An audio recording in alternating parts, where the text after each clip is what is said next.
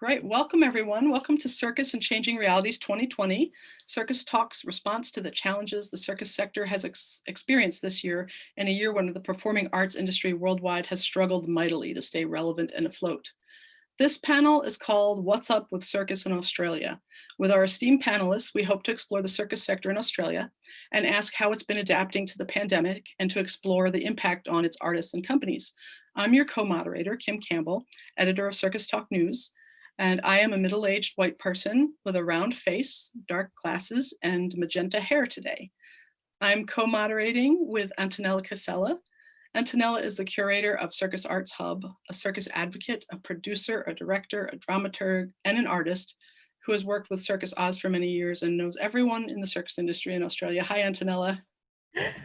Hi, Kim. Thanks for that brief introduction. First, on behalf of myself and everyone, I'd like to start by pointing out that the Circus Arts Hub is building connections from a home base on the lands of the Kulin Nation, and we acknowledge their, which is the company I work for, and we acknowledge their elders past, present and future. They have never ceded sovereignty and remain strong in their enduring connection to land and culture. We also acknowledge that First Nations peoples throughout the world continue to have a strong connection to land and culture, and their rights and obligations as custodians must be respected.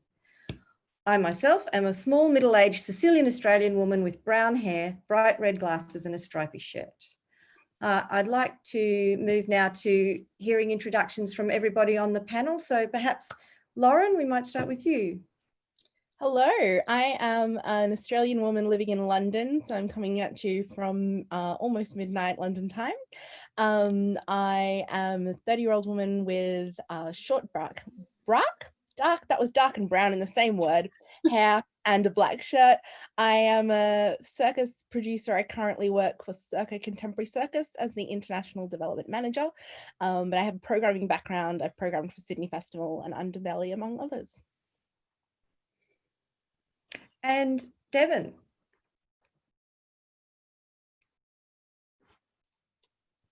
Thanks, Antonella.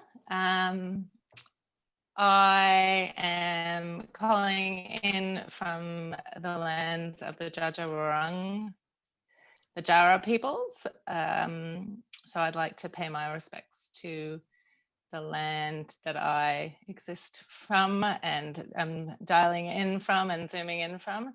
I guess I'm a middle-aged woman, one would say, with short brown hair, wearing headphones and a singlet, strappy singlet top, because it is warm and not raining here. I'm currently the creative producer at Women's Circus, which is a nearly 30-year-old company based out of the western suburbs of Melbourne.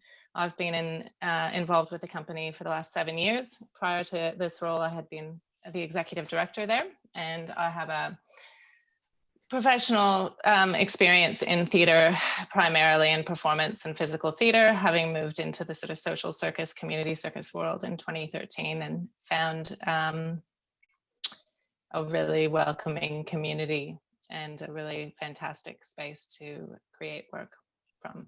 Yeah.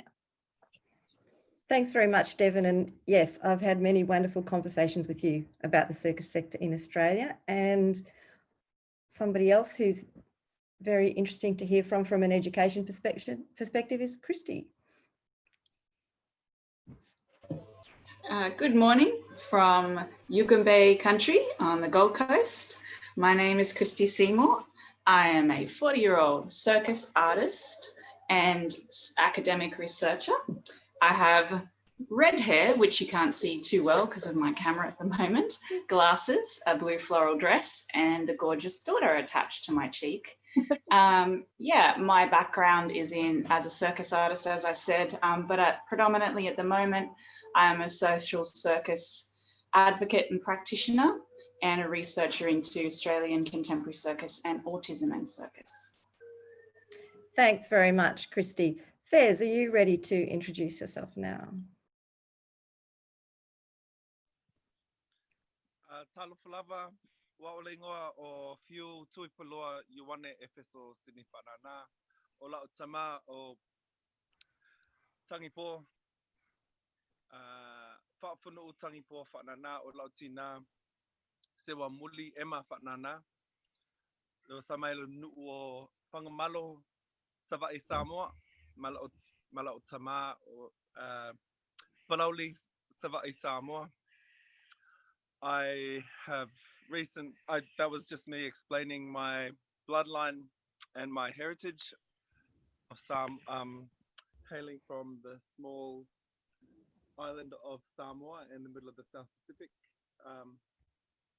Okay, hi, there's a dog here. I am recently been donned with a chief title from my mother's village and recently from my father's village. And that was just me quickly paying respect to those bloodlines and those chief titles. I have had the privilege and the pleasure of growing up and expanding as a human on this giant island that has only recently been called Australia. This land that has only recently, many of us only recently have the privilege and the pleasure of calling home. I want to acknowledge that this land is so complex and sophisticated beyond any of our understanding, and want to acknowledge that this land continues to give endlessly beyond its quite often beyond its own or country. I feel like I don't have the knowledge or the place to kind of acknowledge those things, but I just want to acknowledge that my feet are in a very privileged and pleasured place. I'm a theatre maker, and in the world of theatre, there is dance, circus, comedy, theatre, and clown that is quite often involved. Work closely with Deb Wilkes at Cluster Arts. I have an amazing and cherished history with Christy Seymour, and I've had the privilege and the pleasure of working with many Australian circus performers and artists over the 22 years I've been dipping my toe in the world of creativity. Yeah, that's it. Thanks so much, Fez. That was a beautiful welcome to country, and I really love your reminder that it's only recently been called Australia, and what a privilege it is for all of us to work from this land. And finally, Deb, would you like to tell us a bit about the work you do in circus in Australia? Hi, my name's Deb Wilkes, and I am, if some of you are middle-aged, that makes me old. I had my 60th birthday this year. I've got 8 grandchildren. And but I like to think that my energy levels are still high. I'm running, still got many things to do. I'm in Brisbane at the moment on the lands of the Turrbal and Yuggera people, and we have just had the most beautiful storms overnight or over the last couple of days, and our creeks are flowing and our leaves are rustling, and it's absolutely beautiful at the moment. Very humid and hot here in Brisbane, which often happens after the rain, but it's beautiful. I run a company called Cluster Arts, and we are 5 years old.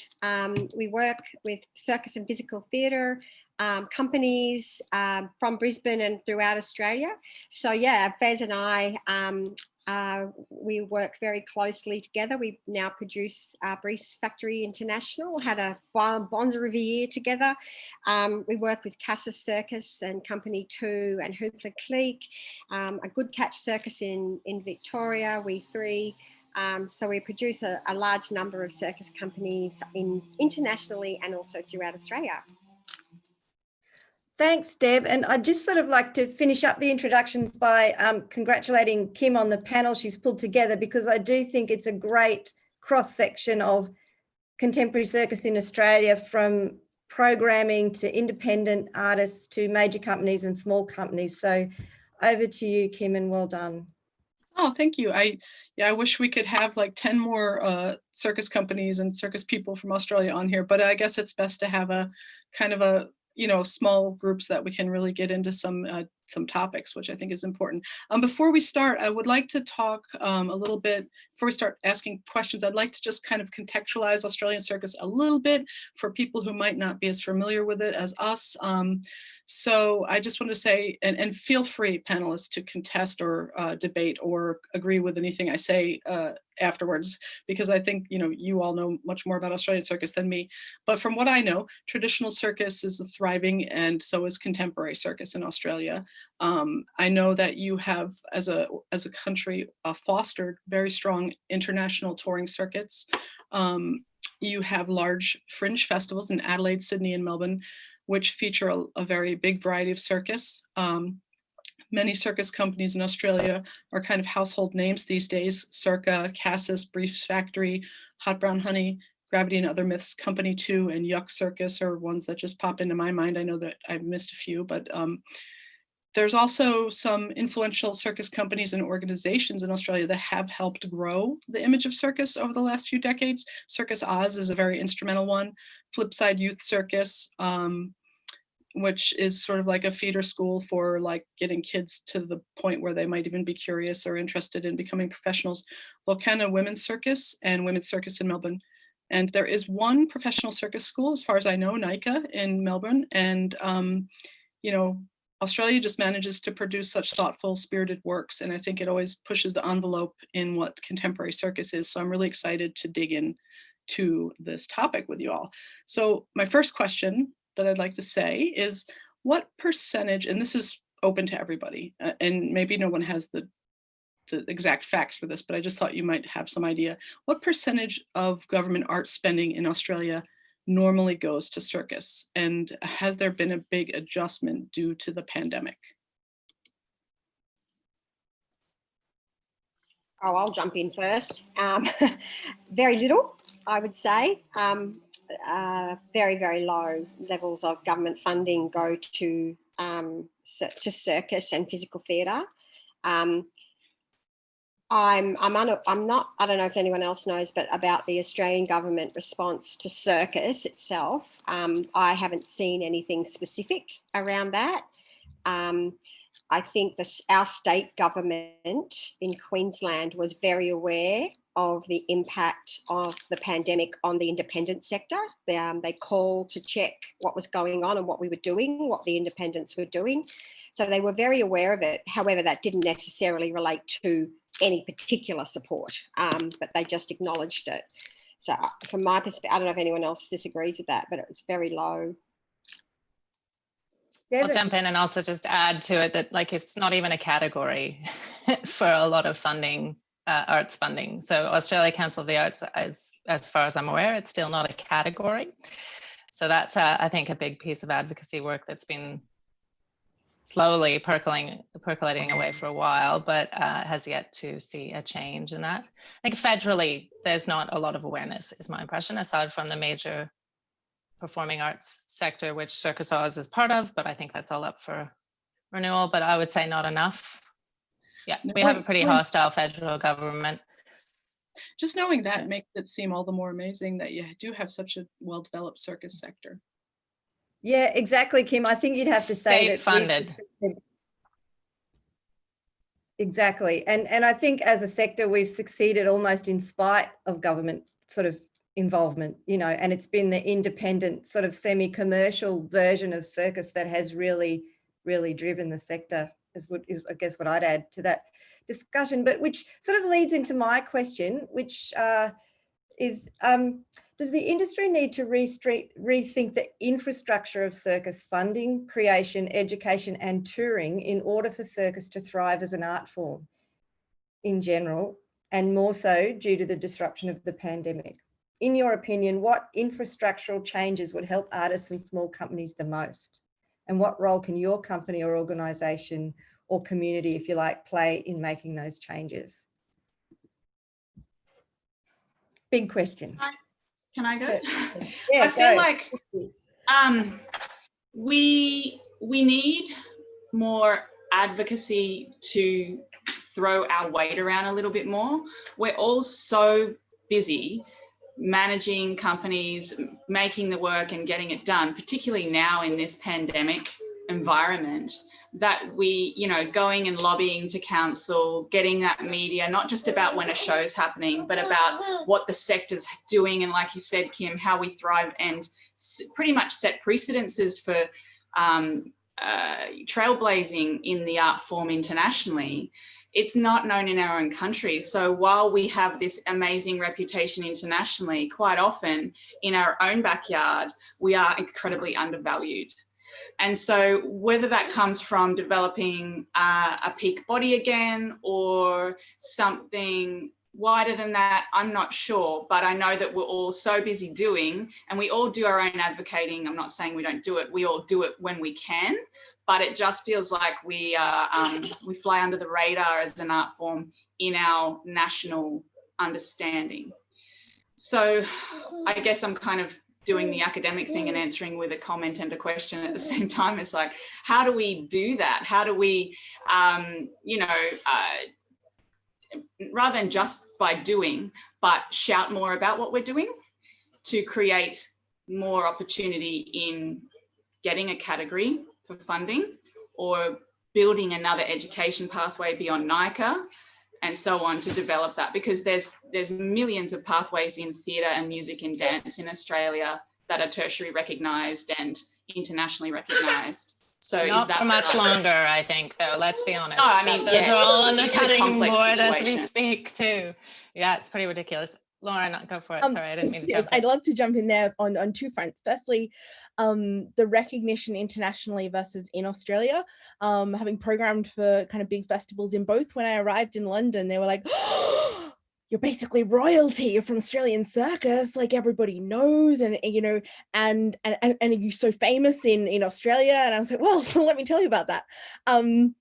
It ain't necessarily so, versus working at some of our major kind of national festivals and having to talk young, well, not just younger, but definitely new staff members through the impact that Australian Circus actually has on the broader cultural sector. So absolutely second what Christy was saying there. I think another big thing in response to Antonella's question is the touring, because as you mentioned in your introduction, Kim, our circus companies are very reliant on a really healthy, mature, our performance companies, I should say, on a healthy, mature touring sector. And the pandemic has put a sharp full stop to a lot of that.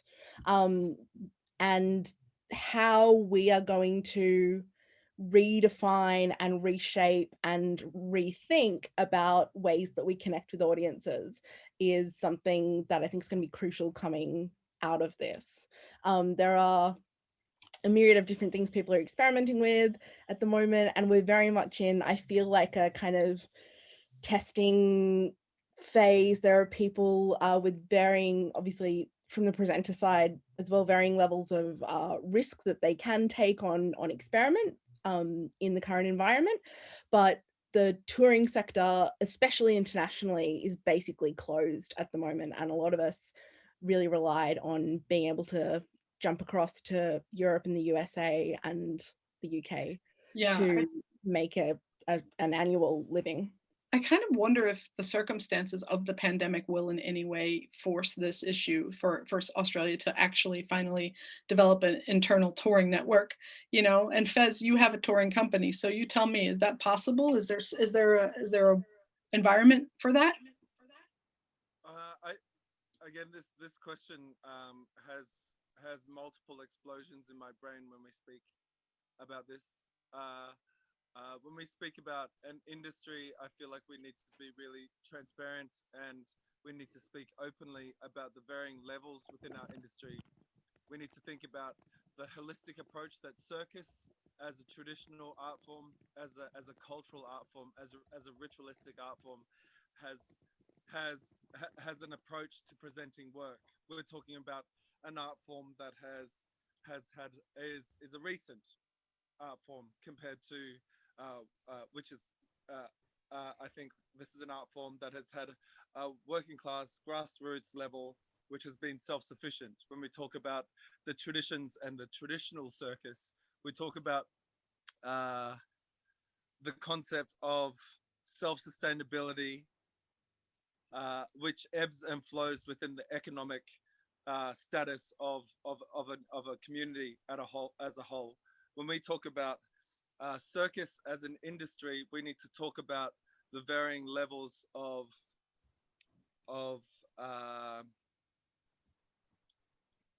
status, of funding, and we need to acknowledge that there are facets of our industry which are well supported and which step above these conditions of categories. While circus doesn't have a category in arts in Australia Council or Arts Queensland, which are the two funding bodies that I can speak on behalf. While we don't have those categories, we have institutions and companies that reap the benefits from these organizations heavy-handedly.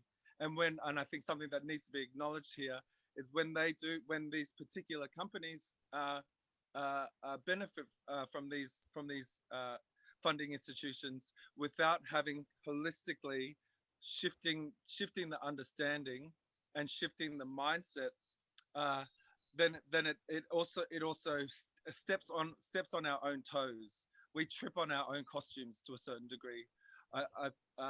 And while we need to be self-sustainable to a certain degree, and while we kind of fight for our own place and our own support, something that Briefs as an organization and as a collective that we strive to continue to pay respect to is that holistic community family circus approach. It's feast or famine collectively within our company, and I feel like that's our kind of ethos when it comes to funding. We're a company that has been around for 12 years now, and I know that this is again very young in a pool of organizations like Women's Circus, like Circus Oz, like Circa, formerly Rock and Roll Circus, understanding that these companies have a history that has paved the way for us, but then the competitiveness within the market of funding and the fact that we've had to strive and fight to a certain degree against one another in order to get ahead means that we don't address the problem at hand, and we are quite often trying to feed ourselves. And when we're feeding ourselves and not addressing this major issue, which is about equality, it's about something that actually transcends the art form of circus. It becomes an interesting argument. It becomes an interesting discussion. I feel like for us as a company, Briefs Factory International, we've had a year even without the C word. As a company who's had to really look within itself about what our purpose is, and having such a massive, I'm just going to be very honest, we've had a massive year of dealing with deceit. We've had a falling out of the two heads of our company, myself and my business partner, having a massive falling out. And while this is something that I need to be very respectful, it's also about being very, very honest so that this kind of stuff doesn't continue to happen. When I'm having these small conversations, this stuff has happened throughout history. But I think this is, again, so many explosions at levels happening in my head. I think as a small independent company, we've been able to ebb and flow really effectively this year. I think one of the reasons why we've been able to do that is because we never get funding. We've never had to rely on that funding. We've had to be self-sufficient. We've had to redream, recycle, recreate. And I'm actually really, really honored and really proud to be part of a company that is probably one of the most employed and touring independent companies in Australia in this very instant. That's got a lot to do with luck and being in Queensland. It's got a lot to do with not having funding in the past. It's got a lot to do with teaming up with a like-minded company and organization like Cluster Arts.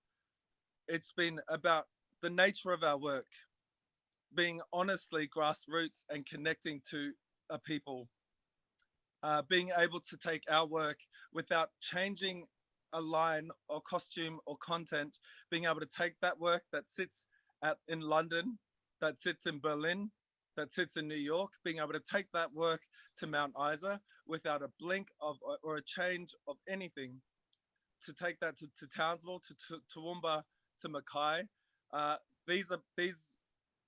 This is how an independent company has been able to survive, to be able to make it work this year while we are fighting for our own intellectual property of 12 years.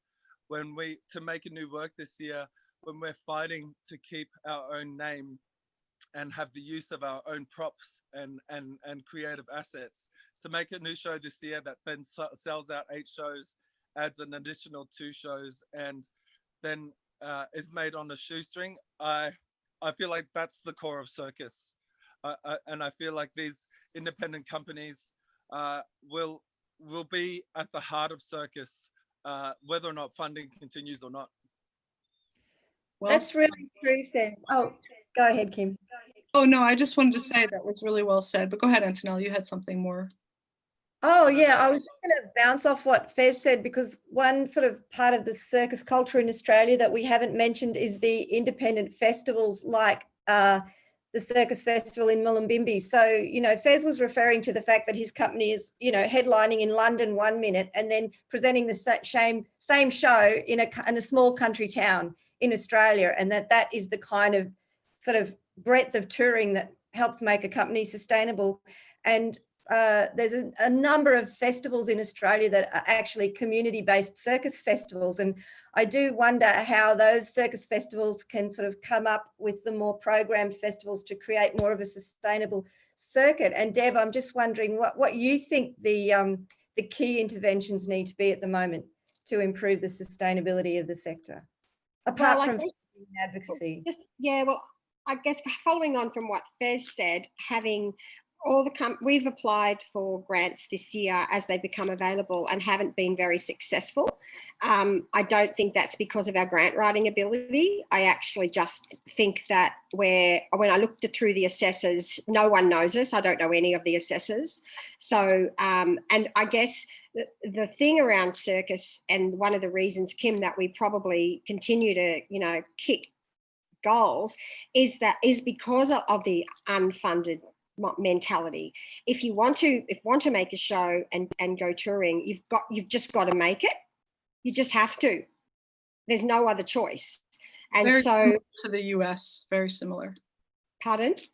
It's very similar to the methods that in the US. That's kind of how we do it here too. Yeah, and so I think that adds that I'm just thinking around the shows that have made this year and the touring that we've done with the companies that we work with, and we've been really busy. So this, I think, to be honest, I'd prefer to stay away from funding. I mean, we'd always take it, we'd always apply for it, but we've struck up COVID has offered some opportunity that wouldn't have happened if it hadn't have happened. And I know that's, you know, we just wouldn't be having the discussions with some of the people we're talking to if we were just at business as normal and being overseas. So I think there's a lot of opportunity in Australia at the moment to develop the Australian market, to develop our Australian audiences. And if we don't take it, it's a missed opportunity. We can't just wait for touring to come back internationally. And together with the companies that we're working for, we're finding ways to keep them working, to keep them touring within our own country and developing our own circuit. That brings me to the next question. Oh, but Devin has a comment first. I just had a question, Yeah. not a comment, because we don't tour at Women's Circus, where it's an ephemeral work that's all about the experience. So I'm curious with the touring people, though, from a lens of sustainability. I recognize the need for an international market for all sorts of complex reasons, but I guess I assume you're talking about things from an environmental impact lens. And has there been a reframing through like this forced localization experience that we've all had in your understanding of what that means from a touring perspective. Because I think, I assume it's a fairly hefty experience to have to bring everything across on a giant plane. And, so I'm just interested on if there's about people's reframing. We don't have to have a long conversation. It was just a thought that came up for me, Go for it. I guess when we talk about international touring versus local versus national, it's always something in addition. It's not one or the other. It's not. I think there's like obviously ebbs and flows of which is most predominant. When we talk about sustainability, that's something that that we practice holistically from the get-go of the creation of work. When we talk about tourability, that also goes hand in hand. Something I think it's a very much so something that we as makers have to also take accountability for. When I do the self-harming thing sometimes of looking on Australia Council and seeing what companies, because you can just do that search of who's received funding, and I call it my self-harming moments, where I go online just to see what companies have received touring funding for what particular touring, and then I take that back to myself, and it's an exercise about understanding what my compass is. I then take that and apply it to what we've done for the same amount, and see what is actually sustainable, what is actually viable, and what is actually being done in nature of being resourceful, and that's environmentally, financially, and artistically, and I that is a moral and creative compass for me to understand where we sit in the market and whether or not we are actually doing what we want to be able to be doing. I'm always shocked, thank you. Sorry. I'm always shocked when you go to see theatre shows at the MTC and they have these 1,000 tiles for a show, for a pool or something. It's all just going to be taken down and thrown into a tip.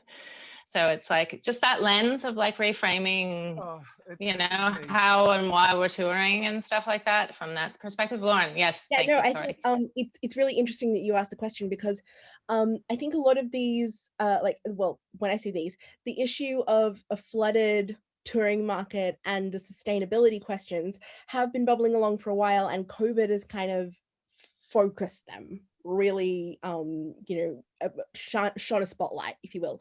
And the work that we would have continued bubbling, but most of us, same with the advocacy thing, so it takes so much effort and time just to keep things bubbling over, that sometimes the bigger questions get put on the back burner or lost in the everyday actions. And this pandemic has really gone, okay, if we're going to have to rebuild this from being shut, what are the priorities? How do we do it sustainably? There's an agent we work with in Berlin called Aurora Nova, who does represent a lot of Australian circus, and they are doing a specific project on the sustainability of their touring and how, so that companies don't, cross over countries like this on a map, that they're actually, how do we work with presenters and work with the sector from freighting through to programming timelines to do it in a more environmental way. So I think it's those are two things that have really come out of it for us, and we don't necessarily have answers, but I think a lot of people are putting more effort and thought into the way that we rebuild. That's good to know. Change gears, because I do think that's a fascinating topic, and I think that's a whole panel in and of itself where we could talk about ways that could change, that it would be really important too, I think, for people to develop a way to be more environmentally sound in touring. What organizations exist in Australia to help circus artists? In Australia and in Canada, they have On Piste. In Europe, they have Circus Strata. Is there any equivalent? And if there's not, why isn't there? Devin. I currently sit on the Circus and Physical Theatre Advisory Committee for Theatre Network Australia.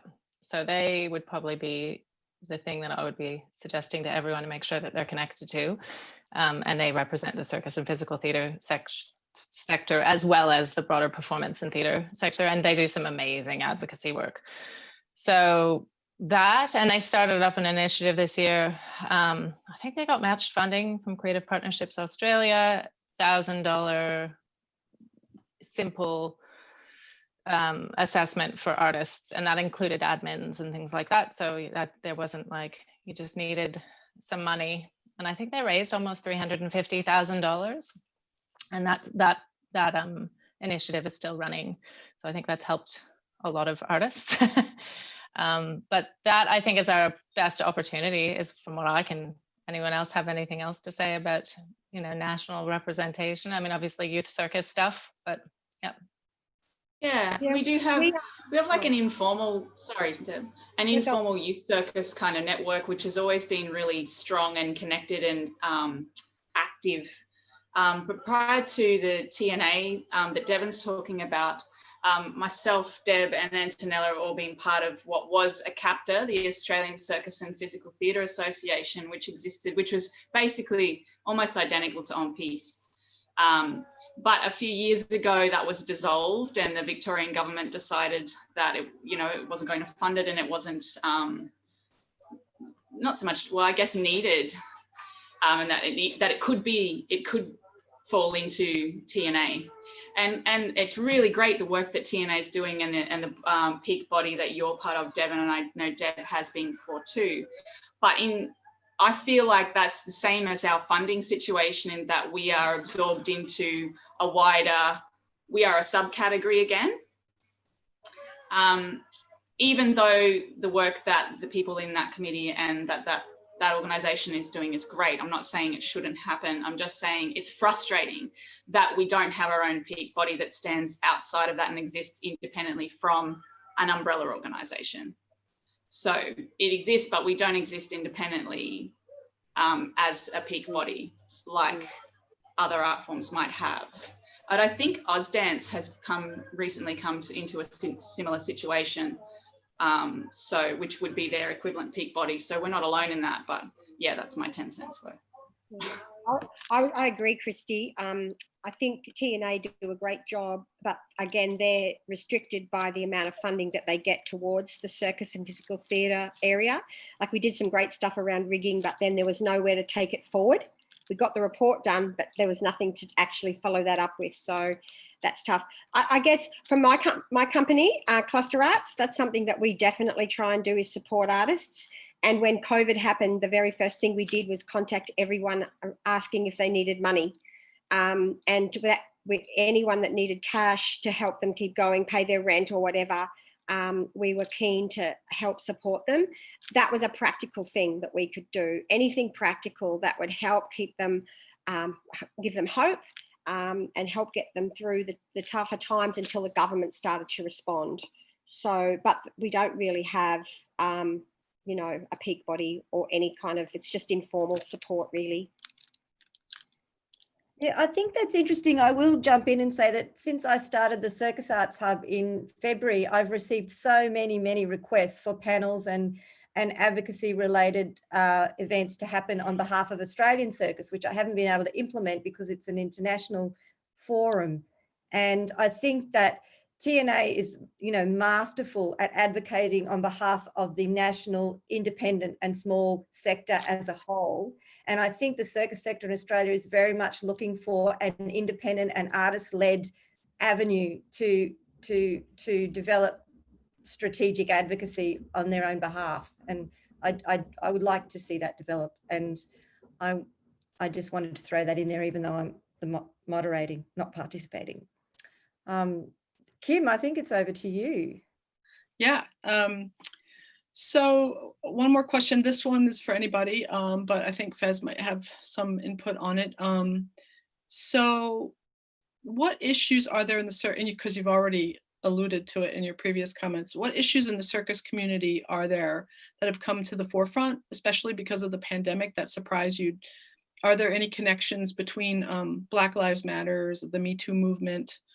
Have any LGBT groups or disability groups or First Nations groups really risen up to participate more in circus or to have any kind of representation through circus? And if not, and this is also a good one for you too, Christy, if not, like what needs to be done to make that more accessible to people?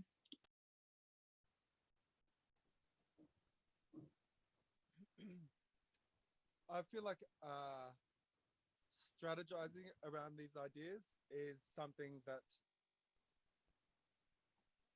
is trivial still in Australia. I feel like these for me as a First Nations person living in Australia from the Pacific Islands, I'm constantly struggling with placement and identity. My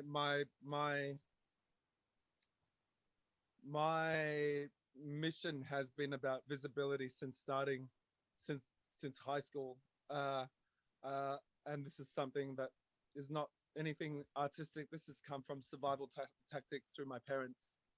It's about being visible and about being successful, and then finding what the balance is between being well colonized and then being honest as being true to my culture. And then that conversation is an ongoing thing. To be successful measured by colonial terms, or to be successful or visible culturally, to normalize our visibility, to I don't have any of those answers. I confuse myself with my own strategy. This is something that is constantly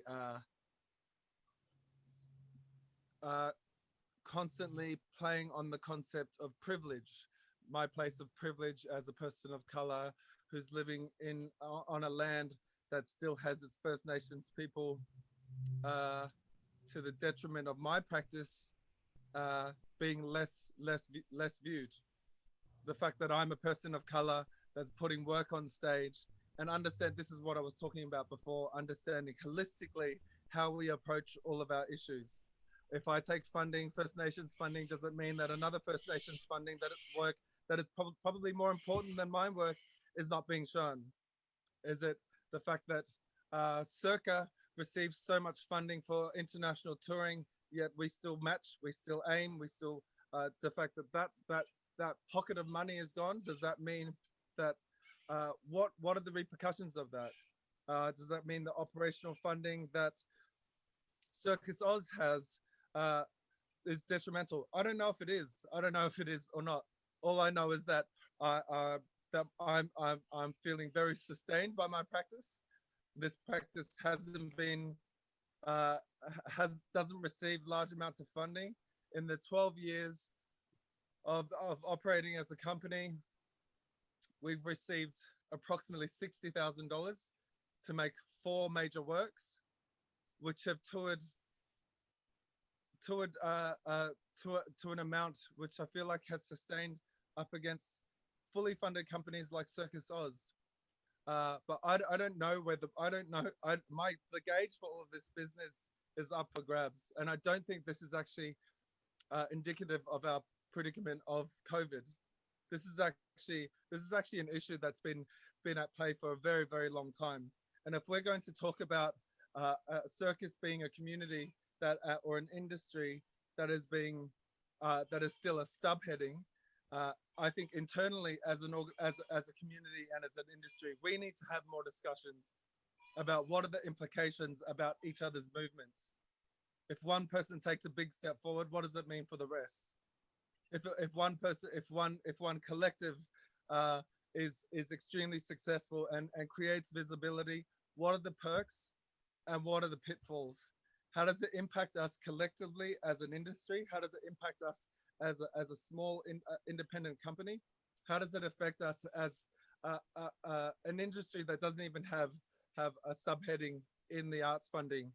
And I think until we collectively as an industry understand or are really clear about what our intentions are and how we are going to move forward collectively, then I feel like it's going to be it's still going to be a rat race for people wanting to grab their own bits for self-sustainability. Devin, Nigel, would you, oh, sorry. I'm just going to say, Fez, it must, like, I can only imagine the impact that kind of whole journey has, both from a place of feeling connected to the work, but also like your own sustainability as a human being. But I reckon maybe our advocacy pitch is a universal basic income in Australia. That would probably solve it all, where we just all had a little bit of money every week and didn't have to compete against each other. I know quietly that's something I'd like to see achieved.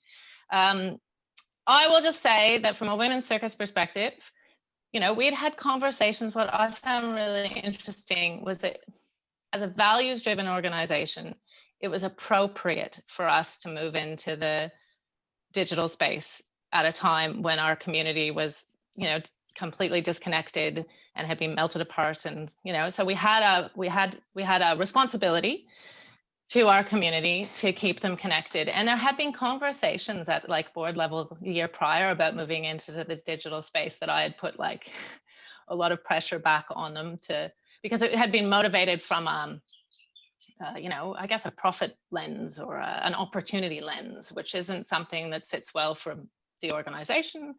And it felt like we were just having to move into a space and detract from the work that we needed to do. Whereas this year it felt like kind of strangely like an appropriate time to make a move into this new realm.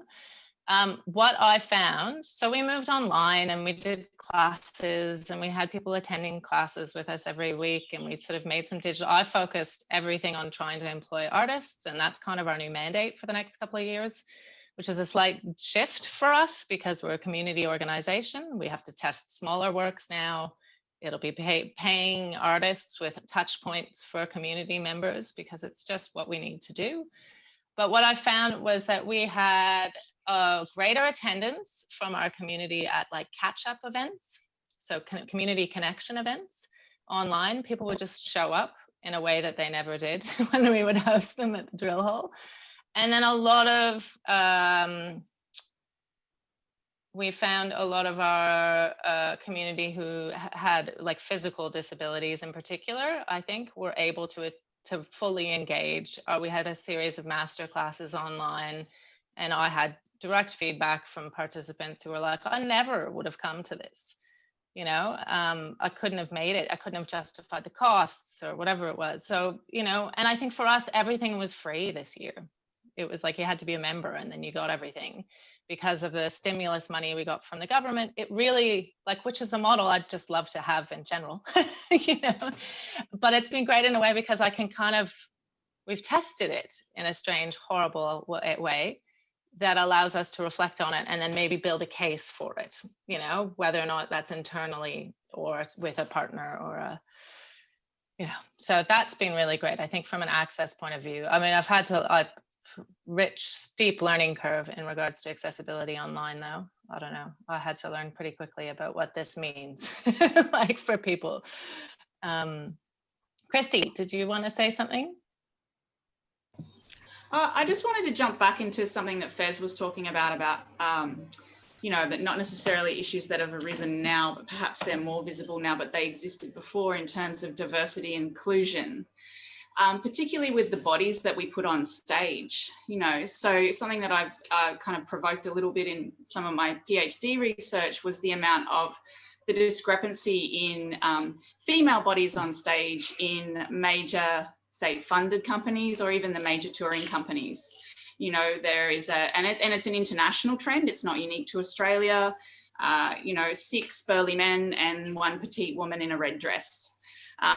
You know, and we see a lot of that, you know, you can take the red dress away, but we still see we see it, you know, and even in, you know, really independent companies like Gravity and Other Myths, when they extended their casting, they extended it from, I think 6 to 12, and there was like 3 women and the rest men, including the musicians. And so, and all those bodies, I think bar 1, were white as well. So we see an overwhelming dominance on stage of male white bodies. And I just feel like if young women aren't seeing themselves on stage and people of color aren't seeing themselves on stage, other than of course companies like Hot Brown Honey and Briefs and Casus, then where do they see an opportunity to participate in the art form? Where are they going to sign up for a NICA degree or look towards, where's my space on stage? Where do I fit? And is that an authentic voice of what Australia can be? You know, Australia is a diverse, multicultural country, but we have enormous issues with racism and representation in general, not just in our art form. But I just feel like we have a social responsibility and opportunity as the type of art form that we are, to tell more human stories that are more important than that dominant narrative that is in the world of white bodies on stage and white male bodies on stage. Just I want think to, that's all, Christy. I think that I also wanted to add something that Fez mentioned, and that's that the show that you're making, Fez, for Adelaide, the new show called Bread, and that is going to be a diverse show, First Nations people, made on an absolute shoestring, like you wouldn't believe the amount of money it's being made on. And then it is going to go to another festival where it can do another development and be paid. So the development's happening while it's actually performing, and then we'll see what happens then. Also, Fez's brother Natano had Amatanga, which he has been working extremely hard on, and that did not get the major funding initiative. It pitched, and there was lack of support within Australia to get that show. So that show was also going to have a lot of different bodies on stage, a lot of different people of colour, and it didn't get up there. And I don't think that's because Australian audiences don't want it. Actually, that's right. Decision makers don't get their market. And but it's also can also add in there differently abled bodies on stage too.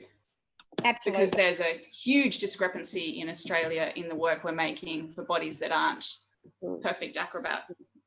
And can I jump in on that and just let everyone know we got I'm very excited because we got an Arts Centre commission. Strange working with the Melbourne Arts Centre. It's an institution, but potentially a good partner. And it's all a mix of disabled and non-disabled female, trans and non-binary artists. It'll be super cool. I'm so excited about the collision of, and I think it's been really like the way the messaging that we've been talking about is meeting bodies where they are rather than expecting people to come to you. You got to meet people where they are. So we've got a pregnant woman who will have given birth in March, and she was like, I'm pregnant. I was like, I don't see that as being a problem. Like that's something we'll just work, we'll meet you where you are and work with you. Yeah, like pregnant. Women's Circus, I mean, I visited when I was in Australia, and I visited and saw one of your community shows, and you do have a very diverse group of people performing, and I think that's wonderful. But I wonder, like, how important is it? This is the question that I think Antonella is going to ask next, is in order for diversity and inclusion to happen, doesn't it have to start happening younger? Don't we start to have to reach kids? Don't we have to kind of like break down the economic barriers and things like that? And Antonella, you have a question related to education, I know. Yes, I do. It's a general question about how circus education is adapting, in the current climate, with the C word being around all of us. Is it acceptable to professional students? How has COVID impacted the social circus community? What different precautions are being taken? We just haven't done any for a year. Like it was like we had to kind of it was horrible because it's like the communities that need it the most. And so we stayed connected and we built a bunch of things, but it's like the high risk space too. It's a real vulnerable cohort. We had to really be mindful of not, that maybe there's also like circuses maybe down here for some of them. The ones that are really connected, we stayed in touch with. There's like a few key, and we gave them membership and got them involved in classes. But I don't know what this year is going to look like, to be honest. Our partners in that space are exhausted. They've got way too much sort of primary care issues going on. Schools are just, I don't know, like we don't work as much in schools, but we work a lot with sort of community sector and the prisons, that kind of thing. And it's just like, it's not something they even want to have a conversation about right now. They know the value of it, but it's just, it's about housing security or just people staying connected than it is about kind of coming and doing circus at the moment, which yeah. So I don't know what next year's going to look like. Christy, how have you found it in the education sector this year? Well, yeah, well, it's all over the shop, and the government has been incredibly vicious in its funding and changes to fees around arts degrees. So if we're looking in the higher education space and pathways there, a lot of Diploma of Arts and things like that are being paused and shut down. One of the degrees that I teach is being discontinued temporarily. So Atlanta, you know, even though that's not a circus degree, there are a lot of students like myself that went through a theatre degree, did some physical theatre, found circus and ended up a professional performer. So those pathways are diminishing on the tertiary level there. And then what's happened for those in the international audience is that they have made arts and humanities degrees 110% more expensive. So the fees have increased so much that a lot of universities have decided that they are not viable. So the courses are being taught out, they call it, to those who are currently studying and then not offered until who knows when. So this sees a decline in that, and it also sees a decline in opportunities for researchers like myself in terms of being able to bring that research to the tertiary sector in an education capacity. Like next year, I'll predominantly be teaching academic writing rather than cultural studies and critical thinking in art. But, you know, I still have a job, so a lot of academics don't. The other end of the spectrum, pardon the pun, is that in social circus, is that, like Devon was saying, they are vulnerable communities, and a lot of the therapies and services that they've been dealing with have been shut down. So with Circus Stars, I'm kind of straddle both of those barriers, and like a lot of circus schools in Australia, we shut down for 4 months. And for my demographic that I work with, you know, it's not their recreational after school activity, it's their therapy. And for a lot of them, it is the thing that is keeping the children together. It's their one activity that they will go to. It's the one thing that is building their confidence, that is stopping them from self-harming, that is helping them, you know, deal with bullying and all of that. So it was really hard dealing with the safety restrictions in not being able to run. And what I do doesn't translate with an autistic community in the online space. So we stayed connected digitally in terms of chatting online with the kids, and I shared a lot of videos from professional circus in Australia to inspire them, but we just had to stop and start up again.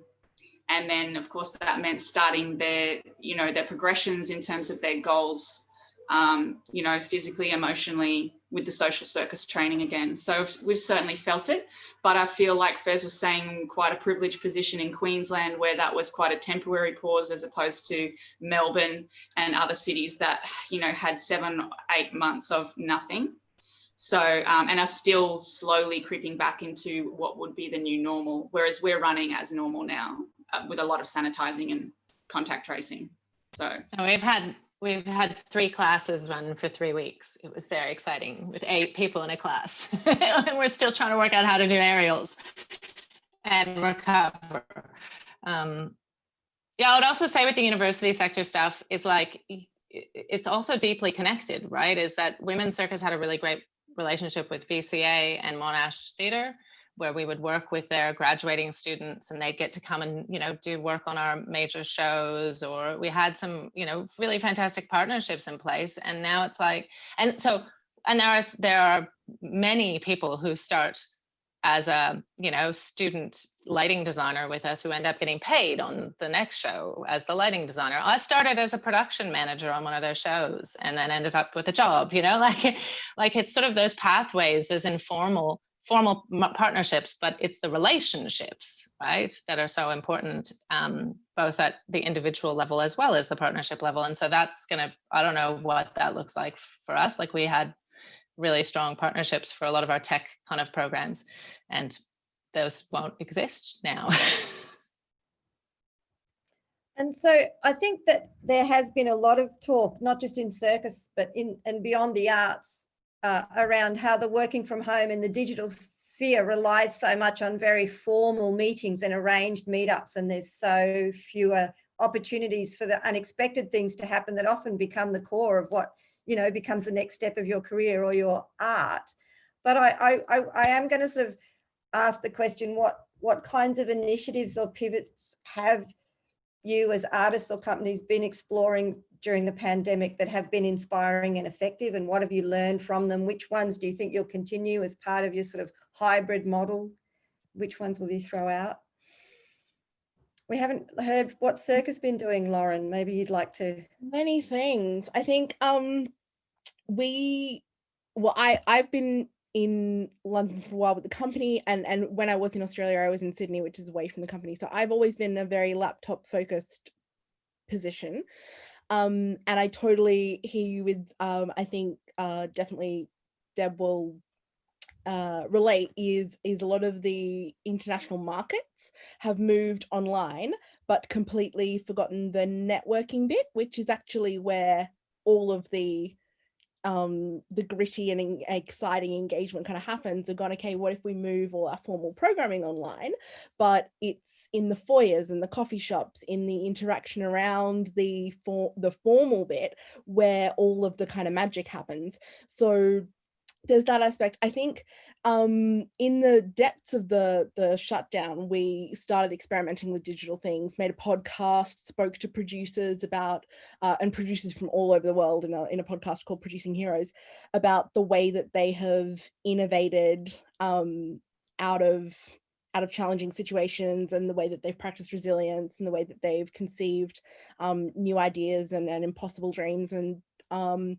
we have also looked at doing remote projects. So there's a piece called Cube Studies, which we did in Austria, directed remotely from Australia with local artists and a theatre partner, the Opera House there at Opera Graz, who were going to program a piece of Circa's work, but obviously that wasn't possible. We're doing something similar with Santiago Mil in Chile in January. They can't program international works, but we can do this kind of partnership where we work with local artists that the festival will help to find, and we use the digital tools, Zoom, etc., to collaborate remotely and create something that is a set is produced locally, and artists are local, and the production crew is obviously local, and then the artistic team from Circa get involved to help create what that collaboration looks like. And then when touring started up, or when venues were allowed to start opening again in Australia, we've obviously been able to come back to some of the circuit and the touring that we know. What will be really interesting, I think, and it's a space that I'm very keen to explore, is I don't think anyone's, and we're definitely not saying that digital can replace live. And I think what we saw at the beginning of the pandemic was a lot of people throwing their archive of recorded material online and going, what are we doing? Here's a way to engage with my work. And we all then felt that it wasn't the same, and it was missing its kind of liveness. So I'm not saying that the digital can or should replace, but the ways that it can expand upon or increase the reach or provide a point of access to the art form that maybe wasn't there before is interesting. So I think, as the word you use being hybrid, I think that's a really interesting idea to keep playing with. There are venues who are now putting live stream shows as part of their programming packages, and the collaborations that we're doing with artists are pathways that are worth looking at. I think it's a really interesting idea that there might be like a digital live streaming version of a live performance in the future. Yeah, because as Devin was saying, like suddenly you have all these people who are able to attend your event that wouldn't otherwise be able to travel or access it or even afford it, and that gives you a wider audience and a wider reach. I mean, I hope it doesn't replace live, but it is an interesting augmentation. Anybody else have some thoughts on that? Oh, no, just super briefly to jump in. And then, sorry, Fez, I didn't mean to walk over you. And anyway, but because of the limited capacities as well, we're seeing a lot in Australia even where wait lists to get into venues, and then things changing at the last minute with people not being able to attend on the day and whatever. There's a lot more unpredictability, and the live stream, no one watches a football match on the weekend on TV and says it wasn't valid because I wasn't there in the stadium. That particular realm has worked out how to have the digital and the live complement each other And that's something that we can keep, not just circus, but all kind of live arts can keep experimenting with. Sorry, go Fez. Look, I just wanted to add that Australians have managed and negotiated isolation for a very long time. When we talk about places like Mackay, Mount Isa, Townsville, which we've had recently been to tour. For example, Mackay Arts Centre. And this goes back to what you've just said, Lauren. The football principle of, okay, there's a 800-seater venue. The capacity is now between 250 and 300. What I saw Mackay Arts Centre do was just nothing short of irreverently Australian, beautifully practical, and a crossover of where the principle of rugby and the arts collide. You know, we saw less than half of what their capacity was, but then, like in the footy, the cheap seats at the footy, you project the game outside in the car park or on the lawns. Everyone brings their esky, and you bring a picnic blanket and you sit and watch the show outside of the stadium. And so Mackay Arts Centre did this thing where the capacity was, I believe, 300, the regular capacity 800, but then they provided up to 400 seats outside at half price, where you could bring your own booze, bring your own food. They would provide live music in between the gaps. We set up 3 cameras inside the theater, and we did a live feed outside. This is something, when I applauded at how brilliant that was, they kind of guffawed at me and went, "No shit, dude, this is practical thinking. We're just adapting something that's literally down around the corner to the arts." And I think when I just, yeah, it was brilliant. Just that way of thinking. I think the other thing that's come out of excuse me, the other thing that's come out of this kind of this year and our need for survival tactics in terms of for presenters and artists, what I really am enjoying at the moment is this transparent conversation where when we're engaging with venues, we're actually just laying everything on the table. And unless that presenter comes to the table prepared to lay everything out, we're not interested in the conversation. I think bearing all costs and bearing all nuts and bolts so that we can collectively all win is the only way that we were going to get through this. So being able to negotiate a contract with the Tivoli Theatre and figure out a way for them to be able to be sustainable, for us to be sustainable, and for the product, the thing at the core of it, the work, for that to reach as many people as possible, is at the heart of what we're both aiming for. And so, and in that, Kate Malone from Cluster Arts has just done a case study, which I encourage you to read. I'm sure Deb can make this available to everyone. Thanks, Deb. But it's a case study that's basically just pulled apart and dissected this process that we've done this year of regional touring, and how it's actually just a hark back to just nuts and bolts and real grassroots conversations. I think one of the things that I think that I wanted to mention that was just in response to the conversation earlier about visibility and for young people to know that, to see that there is a platform for them to be working towards. I don't think there's a problem. I think there's less of a problem of young people being able to see where they can be. I think it's more of a casting and policy and programming sector that needs to understand what is actually able to be visible. I don't think there's a problem with our young people being able to see where they can be. I think it's about the people who cast those positions being able to understand where those young people can be visible. That's all. It's opportunity, right? Perfect. creating opportunities. I don't, so for us, it was definitely around, I see opportunities with having taken this amazing ability to teach online fairly effectively. And recognizing sort of the isolated communities across Australia that have like various levels of access to skilled teachers. Like I see opportunities there for us to kind of do some great collaborations with places on the other side of Australia or in Central Australia where we can kind of be learning together. We've already been chatting to a few where it's like, it doesn't seem unachievable now, whereas it always sort of felt like, oh, we have to go there, or there's a barrier, or I don't want to learn that new thing. So now we've learned this new thing. How can we continue to kind of utilize the learnings and share those, both what we're learning now about digital stuff, but also the things that we know we're good at, and then learn from those people who are in a really different spot in our country. I'm looking forward to meeting the people who I have yet to meet in real life because they've only participated in online classes and online activities with us. We've got a few new members who have come to like everything and coming to 2 classes a week and all the master classes. I know them. They have a really lovely 2x3 head.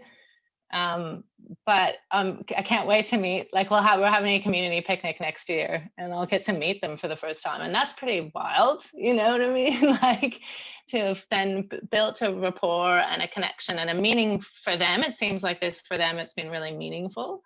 That's the insights I've gotten. And obviously for me as well, but like, you know, finally connect those dots. And I think for sure we'll keep some of this member connection building stuff.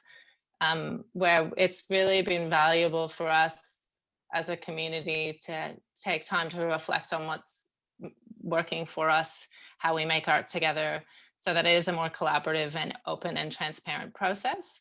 And we've always attempted that at Women's Circus, but certainly the days where we come together, like our AGM is never attended. No one ever comes, right? Even when we try to like double down with some sort of fun activity after, it's just boring, right? And people don't understand the value of it. But we want people there if you're a member organization. So, but people came because it was online and it was like half an hour and they were in their pajamas.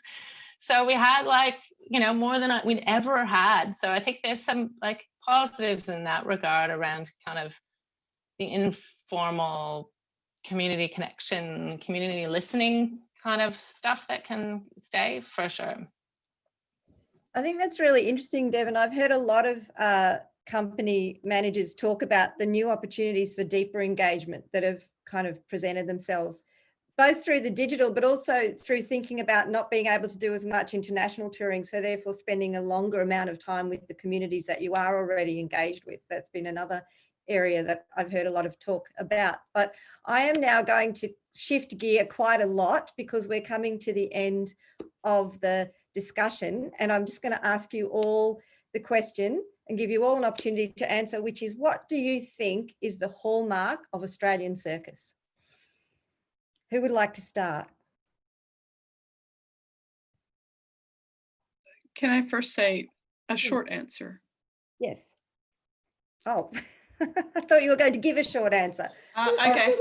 To give the short answer. My short answer is a PhD on it, so we'll start with larrikinism. Yeah, well, I didn't nail down the hallmark, but I poked around at it, and I think it's a larrikinism, which exists in a lot of the work, and also the thread of Chinese acrobatic training that permeates a lot of companies, whether they trained directly with Mr. Liu or not. They have someone in their company that is from that either fruit fly heritage or NICA that has the Chinese acrobatics that exists in some way. So for me, that's really visible and recognizable. Anybody else game to answer this question? No, I'll go. Yes. Thematically, I'm going to carry on the comment that Christy just said, the larrikinism, the irreverence of Australian culture, which is very present in and thematically in circus. I think the mateship, which is something that is quite often spoken about, but I'm not talking about the mateship that is very whitewashed that we are quite often given in a TV advertisement. I'm talking about the mateship that transcends and accepts our history. And I think something else that needs to be included in this hallmark is the tall poppy syndrome. Something that also needs to be included there is our earnest, barefoot, nuts and bolts response and honesty.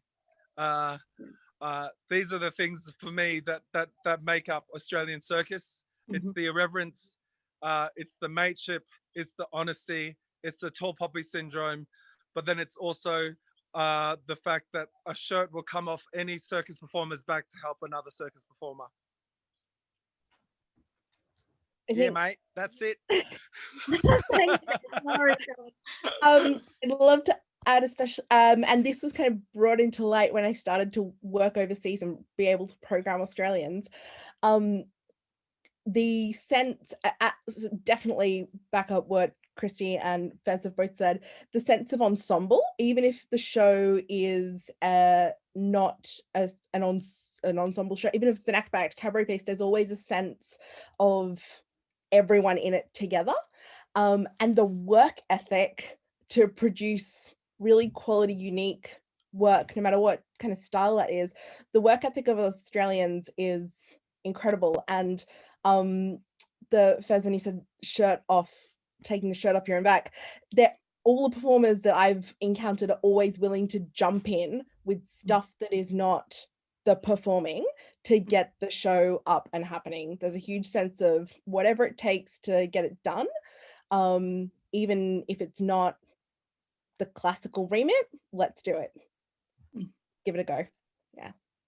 Yeah, I'd agree with that camaraderie, the whole camaraderie, and the often ground-based acrobatics, high-level skills around that, that circus performers can demonstrate. Of course, there's aerials as well, but that kind of ensemble kind of big piece is often very much a part of it. But the camaraderie and the friendship, and I think that's often the comment from audience members is, I want to be a part of that group.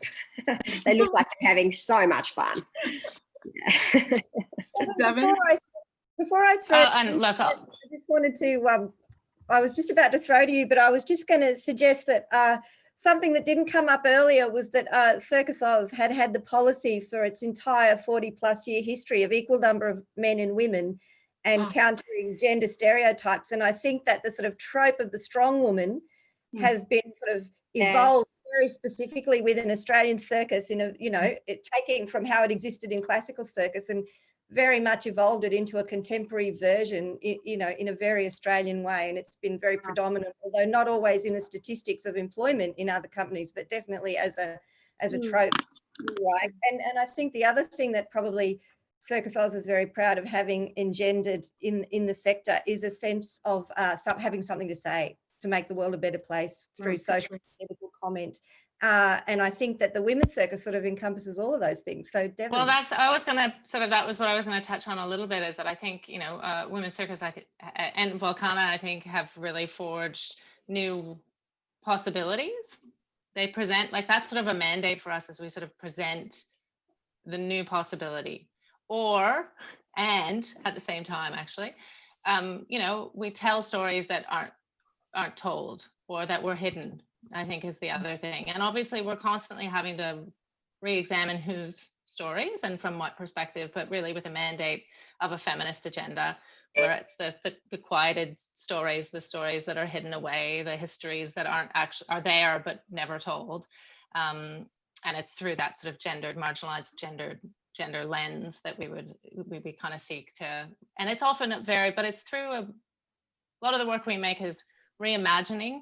It does tend to be hybrid. There tends to be really grounding in sort of music and song and the collectivization of experience, of that collective responsibility sort of lens, but then honoring individual experience and perspective through that.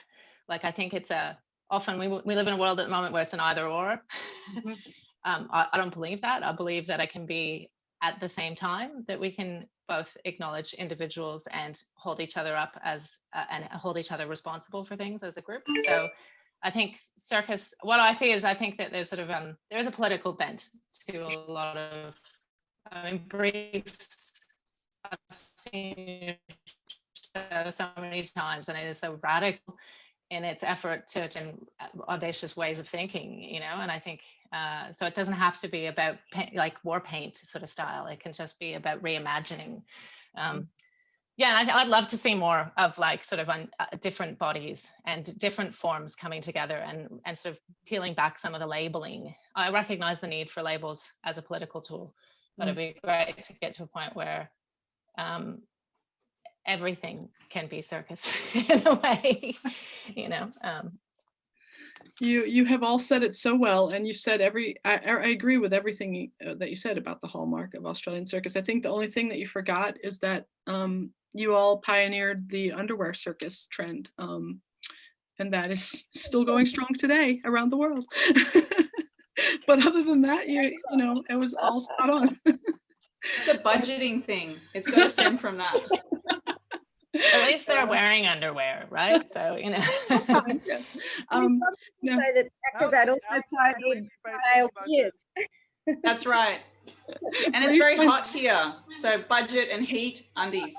Look at us trying to find excuses for just being nude. Exactly. It happened. Well, thank you so much, everyone, for being part of this panel. It's been really wonderful to talk to you all. And please stay on after we say goodbye. We're not quite there yet, but just so we can do our group picture at the end. I just wanted to say before we go that this was our last episode in the Circus and Changing Realities 2020 series that was precipitated by the sudden lockdown of the circus industry in March 2020. And this past year, we've done at Circus Talk, we've done 24 panel discussions with 146 professionals from around the world. We've talked about so many important topics like this one today, and also of how festivals and social circuses have adapted this year. We've talked about climate change, circus school graduates, how they're going to fare in the coming year.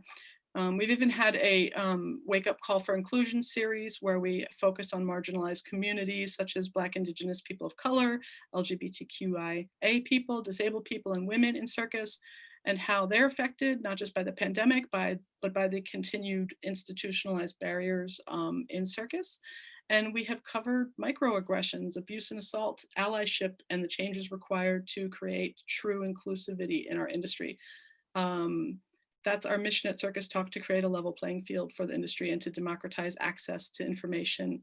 We would like to thank you, the circus community, for your support. This year has not been easy for Circus Talk either. We've had to downsize our operation significantly, but we work very hard to be able to stay afloat and to provide this useful resource and this platform for our community and to contribute to the rebuilding of our own unique arts sector. Your support is by becoming a pro would really help us fulfill this mission. If you haven't subscribed yet, please take advantage of our COVID relief discount that lasts until the end of this year, and you can get your annual pro membership for a 60% discount. And that is all I have to say, besides thank you so much, Antonella, for co-moderating with me, and thank you all of you panelists. You've all been so wonderful.